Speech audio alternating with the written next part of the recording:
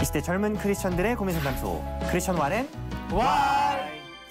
안녕하세요. 저는 청년사역자 장희찬 전도사입니다. 다양한 청년들의 고민들을 오늘도 속속들이 파헤쳐보고 살펴보도록 하겠습니다. 함께해 주시는 네 분 오늘도 나와주셨는데요. 안녕하세요. 안녕하세요. 5월이 벌써 셋째 주를 지나고 있습니다. 네. 시간이 참 빠르네요. 그러니까요. 이 정도 시간 속도라면은 금방 다 100발 될 것 같습니다. 지금. 그렇게 빨리요?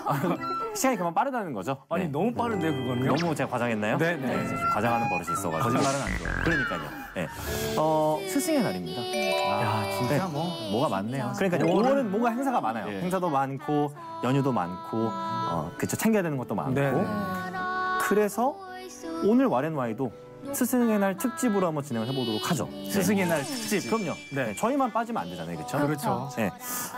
여러분들 스승의 날 하면 어떤 것들 좀 생각나세요? 선생님. 이벤트 준비하고. 이벤트 준비? 칠판에다 막 글씨 썼잖아요. 저희 때는 교복 다 거꾸로 입고 앉았었어요. 스승의 날 그 만우절 때 못해서 그 소스를 듣고서 그 해 때 만우절 때 그런 걸 다른 학교에서 한다는 얘기를 듣고 그럼 우리는 스승의 날 하자. 그래서 다 같이 교복 거꾸로 입고 앉았었어요. 야. 네. 되게 무섭습니다. 실제로 보면. 목이 돌아간 것처럼 보이거든요. 네. 그래서 목 돌아간 애들이 한 30명 앉아 있는 거예요. 굉장히 무서운 광경이에요. 그러니까 진짜 충격이겠네요. 와. 그럼 저는 그런 것도 생각나요. 이제 초등학교 졸업하고 이제 중학교, 고등학교 올라갔을 때 그 전에 다녔던 학년의 선생님을 찾아가잖아요. 그때 졸업했던 친구들을 만나잖아요. 만나서 같이 찾아가잖아요. 그렇죠. 그때 오랜만에 만났을 때 너무 즐거웠고 사실 그때는 스승의 날이라기보다는 오랜만에 만나는 동창의 느낌이 좀 되게 컸었거든요. 스승의 날인데 스승은 약간 뒷전이고 선생님은 잠깐 인사만 하고 만나는 거. 빨리 인사하고 나오고 우리들끼리 PC방 가고 노래방 가고 노는 걸로. 좀 일찍 끝나니까.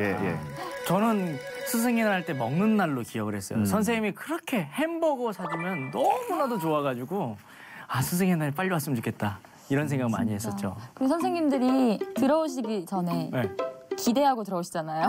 그게 표정에서 연기하시는데 기대 안 하는 척 아무것도 모르는 척 하시는데 그 뭔가 다 알고 그쵸? 이 단상 밑에 이렇게 보세요. 선물 있나? 아니 그날따라 또 예쁘게 입고 와요. 그러니까요. 예쁘고 맞아요. 멋있게 입고 와요. 이제 쓱 보시고 기대가 충족이 되지 않았다. 그럼 이제 표정 관리 이제 하시는 거죠. 잘 안 되지만 저 같은 경우는 초등학교 선생님들이 많이 기억나거든요. 스승의 날 때 평상시에 이제 너무 반 아이들을 잘 챙겨주시고 정말 어머니 같이 때로는 그렇게 잘 챙겨주시는 분이 계셨는데 저희도 보답을 하고 싶잖아요. 그래서 진짜 무슨 교실을 무슨 결혼식장인 줄 알았어요. 너무 아름답게 막 풍선, 꽃 다 해놓고 엄청 해놓은 다음에 선생님 모시고 막 우시고 감격하셔서 너희들이 막 나를 위해서 이렇게 해준 다음날 감격하셔가지고 그리고 다음날 또 이제 뭐 혼내시고 그랬던 좀 아름다운 기억들이 저는 있어요.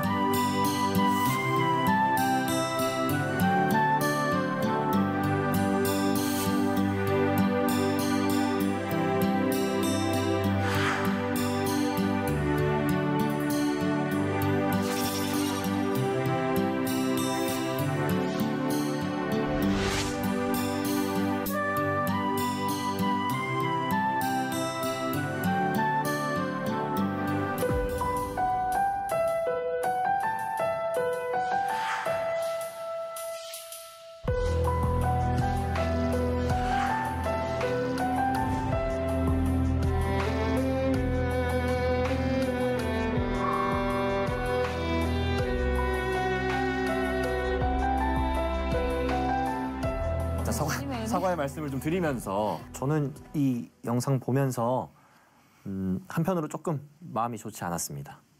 제가 중학교 때 그 교권 침해를 범했던 뭐 이런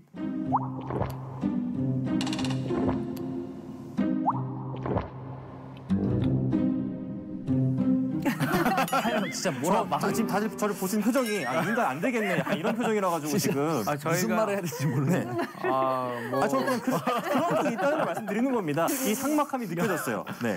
죄송합니다. 그런 게 아니었는데 그런 뜻이 아니었어요, 선생님. 이럴 땐 뭐라고 해야 되는데. 그러니까 내가 나쁜 놈이지. 무슨 말을 못 하겠더라고요. 여러분들 좀 어떻게 생각하세요? 뭐 사제지간이 무너졌다, 교권 침해가 이루어지고 있다, 뭐 반대로 학생들의 인권이 무너지고 있다 이런 다양한 얘기가 나오고 있는데 여러분들이 바라보고 계시는 이 문제는 어떻게 보시고 계신가요? 요즘은 다 그냥 뭐 선생님이 좀만 뭐 소리를 지르고 혼내기만 하면 뭐 동영상 찍을 영상 찍어야 영상 찍어 영상 찍어 막 이렇게 할 거다. 얘기하고요. 뭐 네. 이거 뭐 법대로 해라. 막 애들이 뭐 변호사 불러 막 이런 얘기도 한대요. 초등학생들이요. 그러니까 너무 각박해진 것 같고 그렇게 됨으로써 사실 선생님이라는 꿈을 가지고 선생님이 되신 분들도 정말 제자들을 이렇게 아름답게 만들고 싶던 마음들도 좀 사라지시는 거, 서로가 서로를 계속 그렇게 이렇게 깎는 게 아닌가. 그래서 참 안타까운 것 같아요. 네. 요즘에는 저도 이제 아이들을 가르치다 보니까 진짜 통제가 안 될 때가 있어요. 통제가 안 되고 진짜 말을 안 들어요. 근데 누구 백 믿고 하는지는 잘 모르겠는데 되게 무서운 게 그런 게 있더라고요. 나도 모르게 녹음을 하고 있거나 나도 모르게 스마트폰을 몰래 켜놓고 있는 그럴 때도 있어요. 그러니까 이게 무서워서라도 이제 아무 말 할 수가 없는 거죠. 그러니까 권위가 점점 더 사라지고 있는 게 현실인 것 같아요. 어찌 보면 되게 안타깝죠. 요즘에는 학교 끝나고 학원 가기 바쁘잖아요. 사교육이 워낙 발달되어 그렇죠. 있기 네. 때문에 학교라는 곳이 사람을 만나고 거기서 이제 배우는 그걸 통해서 배우는 공간이 아니라 그냥 뭐 학교 가서 뭐해 학원이 더 잘 가르쳐 주는데 학원 선생님이 그러니까 선생님이라는 그 뭐라고 해야 돼 지위에서 오는 그런 것들이 많이 실추된 것 같기는 해요. 그냥 가야 되니까 가는 개념의 학교가 돼버린 경우도 굳이 있죠. 공부 그냥 배우러 가는 거면 뭐 학교에서는 그냥 놀고 학원 가서는 그게 약간 학부모님들이요. 그러니까 학교 안에서 선생님들한테 우리가 배우는 게 있다는 거 그리고 학부모님들부터 선생님들을 존경하고 거기서 이제 자녀들도 이 학교에서는 우리가 이런 게 있구나라는 걸 배우는데 부모님부터가 오로지 입시, 오로지 성공 이것만 달려가다 보니까 그 학생들도 인권이라는 뭐 얘기를 자꾸 하고 선생님들에 대한 존경심이 많이 없어지는 것 같기도 하고. 그러니까 통계를 하나 살펴보도록 하겠습니다. 교권 침해 상담 사례 접수 현황을 보니까요. 실제로 10년 동안 살펴보니까 이 교권 침해 사례가 계속 증가하고 있는 추세라고 하고요.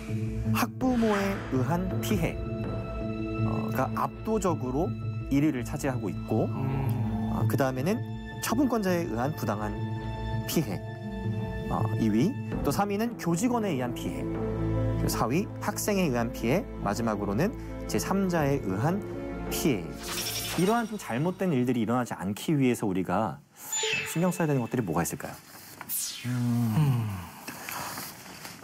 근데 올바른 교육이 좀 필요할 것 같아요. 사실 선생님들 사랑예매 체벌하면서 감정 들어가시는 분들도 분명히 있을 거예요. 분명히 있죠. 사람이다 보니까 네. 이렇게 뭐 저희 때는 막 15대, 20대 뭐 이렇게 맞는 경우도 있었거든요. 그럼 막 15대 때리다가 막 점점 이제 화가 날 수도 있잖아요. 이럴 수도 있잖아요. 지금 화나신 거 아니죠? 아니 선생님들이 그럴 수도 있잖아요.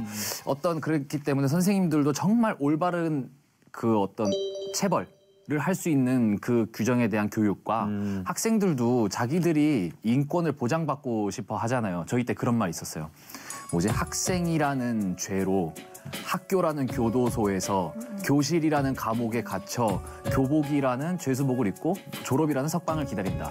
뭐 어떤 이런 너무 이거 과한 표현 아닌가요? 근데 저희 때 되게 유행하는 말이었어요. 들어봤어요. 네, 그리고 두발 자유. 교실의 이데아 뭐 이런 거 아니야? 서태진 갑자기 세대가 올라가나요? 네, 그때는 저 유치원생이어서 잘 모르겠네요. 네, 근데 어떤 학생들이 그런 자기의 자유에 대한 인권을 받고 싶어하는 만큼 자기를 가르치고 있는 그 선생님도 하나의 사람으로서 인격자임을 분명하게 교육을 시켜줘서 그런 올바른 관계가 유지돼야 되지 않을까. 예. 저도 이제 교회 안에서 아이들을 가르치고 네. 또 성경 공부도 하고 그런 선생님으로서도 어떤 생각이 드냐면 일단 부모 교육이 우선이겠다라는 생각이 좀 많이 들거든요. 이 교육이 어떻게 해야 될지 정확하게 모르는 거예요. 자녀들한테. 그러다 보니까 선생님들이 이렇게 훈계하는 건데도 훈계가 아니라 때리는 거라고 인식이 되니까 학생들도 그렇게 받아들이지 않았나. 저는 그런 생각도 들거든요. 반대로 이제 학생의 입장에서는 뭐 학생 인권 조례라는 것도 등장하기도 하고요. 네네. 뭐 대표적으로 체벌. 잠깐 제가 여러분들 생각을 듣고 싶은데 체벌 필요한 겁니까? 네. 체벌 너무 필요합니다. 너무 지금 자세가 지금 체벌 필요하다고 지금 약간 이렇게. 죄송합니다. 수학 선생님 같았어요. 네, 저도 필요하다고 생각해요. 정말요? 네. 네. 솔직히 체벌 말씀하시면 정말 이렇게 네 체벌 저는 체벌은 반대하는 입장이에요. 체벌은 반대하는 이유가 어떻게 되세요? 그러니까 어찌됐건 체벌을 받는 아이의 입장에서 그게 상처고 그게 부당하다고 느껴지면 그거는 폭력인 것 같아요. 체벌이라는 명분이 있어도. 왜냐면 그게 아무리 뭐 몇 대라고 이렇게 인권조례에 나와 있다 한들 그런 상황에서는 가능하다고 나와 있다고 한들 그거를 또 이제 사람마다 상황에 따라서 이용할 수도 있는 거잖아요. 선생님들, 어떤 선생님들은. 그래서 저는 반대하는 입장. 사실 성경에도 엇나가는 자식에게 매를 들라고 명령하는 성경 말씀이 있거든요. 근데 저는 이렇게 생각해요. 이게 정말 이 사랑의 매라는 게 너무 경계가 애매모호해요. 왜냐면 이 사람에게 있어서 감정이 들어가지 않는다는 게 너무 어려워요. 매를 들 때. 매를 든다는 건 그 사람이 잘못을 했고 그것에 합당한 처벌을 받는 것이기 때문에 매를 드는 것도 있을 수 있지만 때리다 보면 미움의 감정, 그렇죠? 또 분노의 감정 생길 수도 있는 거거든요. 특히 자식이거나 내가 아끼는 사람에게는, 그렇죠? 제가 미국 가서 한 가지 놀랐던 게 체벌을 완전 금지시켜요. 가정에서도 그렇고 이제 학교에서도 그렇고. 근데 놀라운 게 뭐냐면 실질적으로 때리지는 않는데 애들이 통제가 돼요. 어떻게요? 그러니까 매를 때리는 매가 아닌 결과에 책임을 묻는 거예요. 예를 들어 너가 이거를 하지 않았어? 그럼 너는 이거 결과 없어. 너 숙제하지 않았어? 너 그럼 페일이야. 뭐 너 하면 너 이거 정학이야. 이렇게 좀 확실한 분명한 결과에 대한 책임을 묻게 하니까 저는 그것도 일종의 체벌이라고 생각을 하거든요. 네. 그렇게 하다 보니까 실질적인 매를 드는 것은 없어도 어느 정도 매를 드는 것보다는 더 통제가 되는 부분들을 발견했거든요. 그러니까 저는 꼭 체벌이라는 게 나쁜 의미로 해석되지 않았으면 좋겠어요. 아무래도 그 어떤 시대보다도 정말 참된 스승과 또 참된 제자들의 모습을 나타내는 사람들이 많이 필요한 시기인 것 같은데요. 아무래도 우리는 성경 속에서 그런 모습들을 발견할 수 있겠죠? 엘리야와 엘리사. 그렇죠. 네, 구약 성서에서는 뭐 대표적으로 사제지간이라고 할 수 있는 이 엘리사가 얼마나 욕심이 많았었냐면 그 엘리야보다 2배나 더 그 능력을 발휘하기를 바랬어요. 그래서 실제로 카운트를 해보면 그 기적을 베푼 횟수 있잖아요. 제가 기억하기로는 엘리야가 14번인가 되고요. 엘리사가 28번인가 됩니다. 그러니까 대략적으로 아마 거의 2배가 될 거예요. 저는 그거 보고 소름 돋았어요. 네. 엘리사가 그렇게 간구했거든요. 나에게 2배나 더 그 기적을 행할 수 있는 능력을 달라고, 그 복을 달라고 했거든요. 근데 실제로 그렇게 됐거든요. 모세, 여호수아. 뭐 빼놓을 수 없죠. 네. 네, 모세와 여호수아. 어떤 모습들이 좀 기억나세요? 여호수아가 40년 동안 숭을 든 거잖아요. 근데 그 담대함, 믿는 그 믿음과 옆에서 지켜보면서 어떠한 이렇게 충언도조차도 하지 않는, 말을 아끼는 그런 모습에서 저는 참 좋은 제자구나라는 것을 많이 느꼈어요. 사실 모세가 이제 시내산에 올라갔잖아요. 네. 근데 가끔씩은 여호수아를 데려갑니다. 다른 사람 안 데려가고요. 여호수아를 데려가요. 근데 그 말은 뭐냐면 정말 아끼던 사람이었고 아마 이스라엘의 후계자로 생각을 하고 있지 않았을까. 저는 그런 생각을 해보고요. 그러는 과정 가운데 아마 자연스럽게 모세와 대화 또 모세의 가르침을 접할 수 있지 않았을까. 또 그런 생각도 해봅니다. 아직 제가 원하는 그 성경 속 인물이 안 나왔어요. 여러분 또 누가 있을까요? 바울하고 디모데. 제가 저번 주에 말씀드리지 않았습니까? 디모데. 디모데를 사랑합니다. 저는 사실 사역을 시작한 지가 오래되지 않았어요. 근데 저는 어린 나이에 이제 사역자로 시작을 했거든요. 디모데도 동일합니다. 디모데도 어린 나이에 사역을 시작해가지고 제가 좀 공감하는 부분이 많아요. 그래서 디모데를 되게 좋아하는데 바울이 이 디모데를 아들과 같이 여겼거든요. 여러분 디모데전서 디모데후서 아세요? 네. 이 디모데전서 디모데후서 디모데가 쓴 겁니까? 아니면 바울이 디모데에게 쓴 겁니까? 바울이. 네, 바울이 디모데에게 쓴 거예요. 근데 그 내용을 살펴보면 정말 애절합니다. 나는 선한 싸움을 싸웠으니 너는 계속해서 내가 너에게 분부한 것을 사람들에게 가르치고 지도해라. 사람들에게 업신여김 당하지 않도록, 네가 어린 것 때문에 업신여김 당하지 않도록 항상 믿음의 행실의 본을 보여라. 그러니까 정말 그 제자를 생각하는 마음, 또 사랑하는 마음, 이런 것들이 담겨져 있는 그런 편지들을 우리는 실질적으로 볼 수 있는 거니까요. 네. 또 어떤 되게 어렵다. 예수님. 아, 이거는 뭐 거저먹기죠. 그렇죠. 예.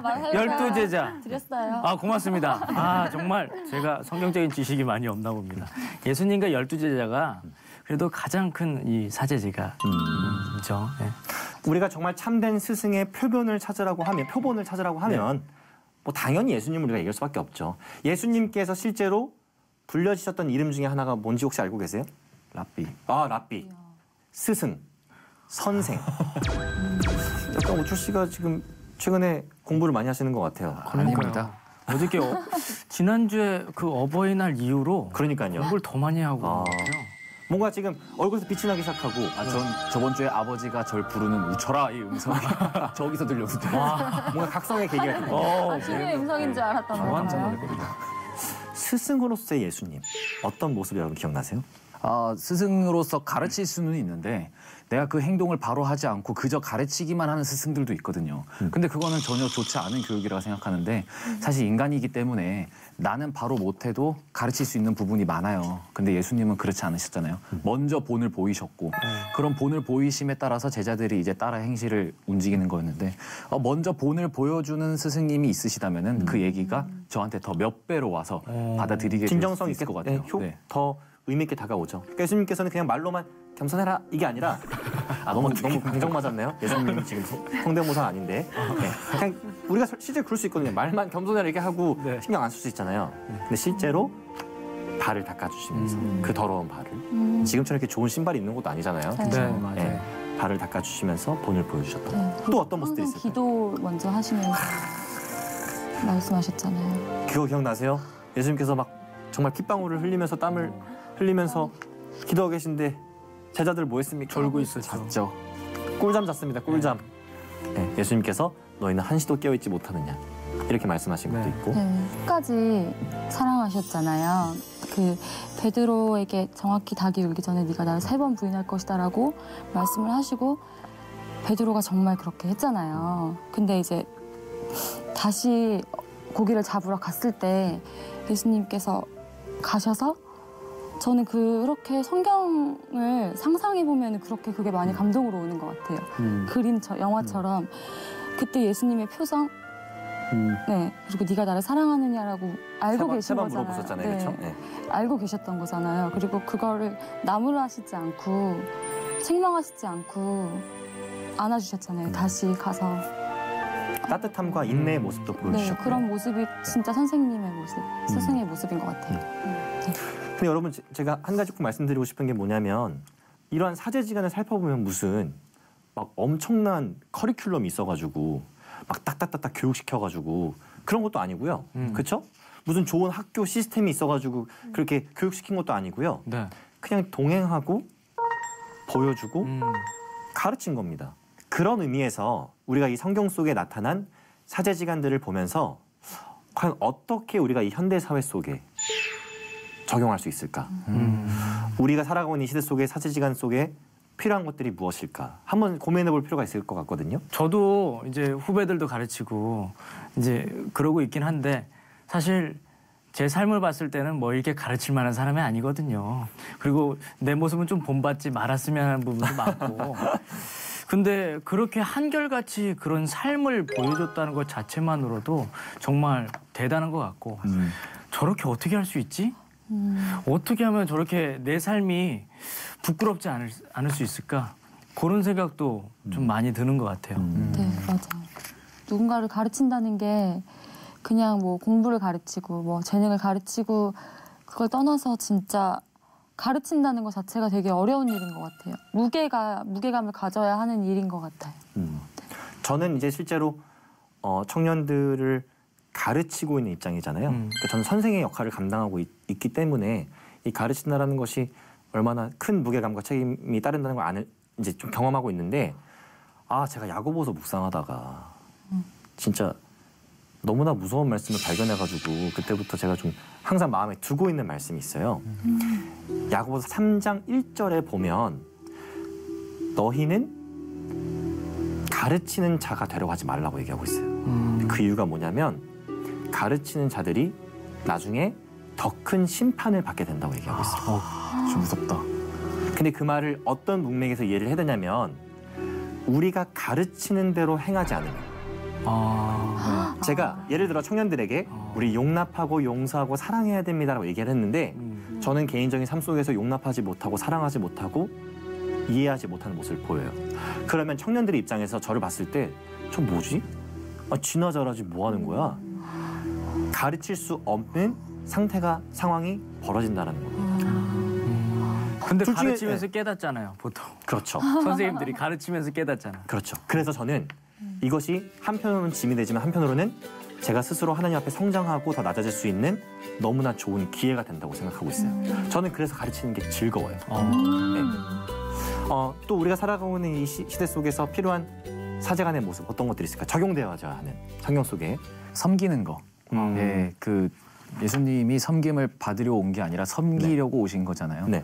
선생님들 되게 권위적으로 막 있으려는 선생님들 있거든요. 그러지 마시고 먼저 학생들을 사랑으로 섬기고 만약에 그 학생이 되게 노는 애고 삐뚤어진 학생인데 그렇게 편견된 시선으로 바라보지 말고 그래도 한 사랑할 수 있는 사람으로 바라보면서 사랑하면은 언젠간 그 아이도 변하지 않을까요? 네, 섬김의 자세. 저는 개인적으로 우철 씨 같은 분이 선생님이 되신다면 좋을 것 같습니다. 가르치는 건 무서운 것 같아요. 저도 그렇게 해야 되잖아요. 저도 그렇게. 근데 권위가 막 이렇게 체벌한다고 오는 것도 아닌 것 같다는 생각도 들어요. 진짜 삶이 올곧고 진짜 바르게 산 선생님 곁에서 배운다면 그건 자연스럽게 권위가 형성될 수 있을 것 같다는 생각도 들어요. 그러니까 선생님이 그 모습 그대로 가르치는 그대로만 가르쳐준다면 아이들이 반항은 안 할 텐데 그 모습과 교실을 나갔을 때의 모습이 너무 상반되면 아이들이 거기서 권위가 무너지는 거 아니겠습니까? 맞아요. 전 그렇게도 생각하니까 자기의 마음가짐도 잘 보살펴야 된다라는 것도 네, 맞아요. 생각해 볼 수 있죠. 그런 생각도 들어요. 내가 마음밭이 좋아야 좋은 것이 나오잖아요. 그래서 선생님들도 본인들의 그 마음을 잘 살폈으면 좋겠어요. 계속 소모만 어떻게 보면 소비만 되는 걸 수도 있잖아요. 충전이 안 되고. 맞아. 그래서 뭐 학교 아니더라도 가르치는 학생들 앞이 아니더라도 다른 어떤 곳에서 그걸 충전을 충분히 하셨으면 좋겠어요. 저는 한편으로는 학생들도 이런 부분을 이해했으면 좋겠어요. 선생님의 입장에서는 이제 1대 30, 뭐 1대 50이지만 학생들의 입장에서는 1대1이거든요. 그러니까 학생들은 1대1의 어텐션, 1대1의 관심, 1대1의 뭐 주목을 바라는 부분이 있을 것 같아요. 근데 선생님은 사실은 1대 30, 1대 35 이렇게 분산될 수밖에 없다라는 거. 그래서 학생들 또한 그런 현실을 이해하고 선생님을 좀 존중하는 마음 그리고 배려하는 마음들 또한 필요하지 않을까라고 선생된 자가 얘기하니까 굉장히 부끄럽네요. 네. 여러분들도 앞으로 살아가시면서 뭐 가정 또 교회, 사회에서 누군가를 가르쳐야 하는 어떤 상황 속에 그렇죠? 존재하실 수 있거든요. 여러분들은 어떤 스승이 좀 되고 싶으세요? 저는 실제로 지금 아이들을 가르치고 있는데 정말요? 연기를 이렇게 가르쳐주고 있어요. 네네네. 근데 저는 아이들 가르치면서 항상 그렇게 생각해요. 모든 인간관계도 그렇듯이 스승과 제자의 관계도 영원히 지속될 수는 없다고 생각하거든요. 근데 그 아이들의 그 지나간 시간이라는 그 추억 속에서 단 한 번이라도 내가 떠오를 수 있는 사람이 됐으면 좋겠다라는 생각을 하면서 아이들을 가르치고 있거든요. 저는 다른 거 다 필요 없고요. 그냥 모범이 되는 본이 되는 선생님이 됐으면 좋겠어요. 정말 모순된 행동만 안 했으면 좋겠어요. 네, 저는 사실 아직 이렇게 가르쳐 본 경험은 없어요. 근데 아마도 제가 만약에 스승이란 누구를 가르치게 된다면 아마 제 자녀가 되지 않을까 싶은데요.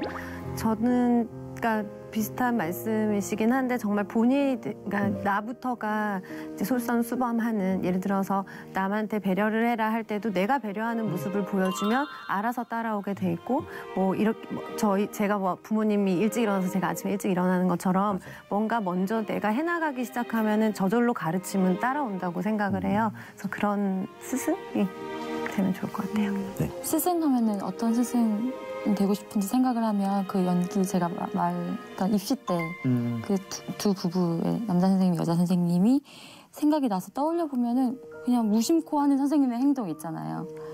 그냥 선생님의 어떤 리액션 그런 것들을 보면서 선생님이 어떤 사람인지 느껴지면서 나도 저런 어른이 되고 싶다라는 생각이 들었거든요. 그래서 그냥 선생님이 되기 전에 좋은 사람으로서 조금이나마 더 이렇게 좋은 사람으로서 살려고 노력을 하다 보면 나중에 그런 상황이 있을 때 누군가는 보고 저처럼 제가 느꼈던 것처럼 생각할 수 있었으면 좋겠어요.